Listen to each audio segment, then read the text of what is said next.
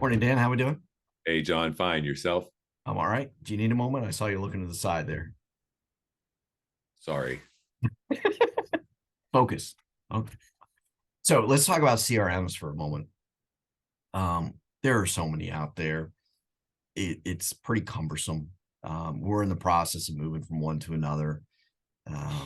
In my eyes, certain ones have become a little frustrating just because every time you want to do something, they want to charge you. They want an add-on. They want to that sort of. So, but talk about what salespeople should think about and look for in a CRM.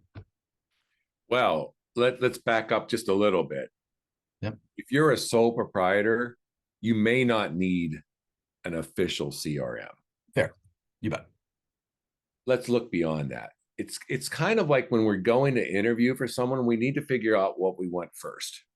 Yep. So if you're thinking of a CRM, what do you need it to do? What would you like to be able to get information out of that? Why are you wanting it? And you create that list. Here's the things that we want to do. Okay, out of that whole list, what are the top 5, 6, 7 things that absolutely need to be part of it? So start with that process.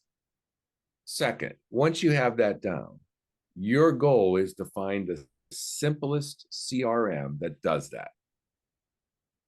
Simplest, not most complex. There's some very complex ones out there. And if I could put a little asterisk in front of this, please do not let someone in your company who's highly detail oriented search for the CRM program your salespeople are going to use. Because they'll come up with one that has all these bells and whistles and it's super, and the salespeople will never use it, right? So so second, we have to keep it simple. Third is, if possible, you want to find a CRM that adapts to your selling system. So whatever your sales system looks like, can you match it into different fields in your CRM? Yeah. So do that, and then go out there and find CRMs. But I would also suggest you do a test drive just to make sure it's what you're looking for before you purchase. Yeah, you bet. I think one of the things that I gravitate to that you said there was don't let that analytically inclined person into the conversation.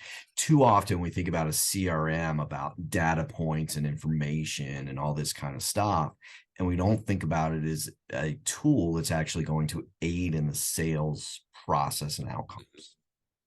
And that's where I think a lot of the disconnect occurs. It has all those bells and whistles, does all those fancy things, but is it actually helping the salespeople?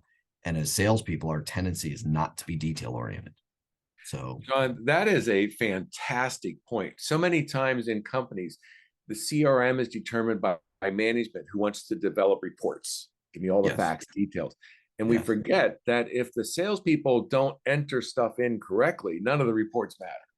So you really have to look at it from a salesperson's perspective of what will they actually use, what's best for them, and then we can draw all the reports out of that after the fact. you bet. All right, everybody. See you again tomorrow. Enjoy. Take care.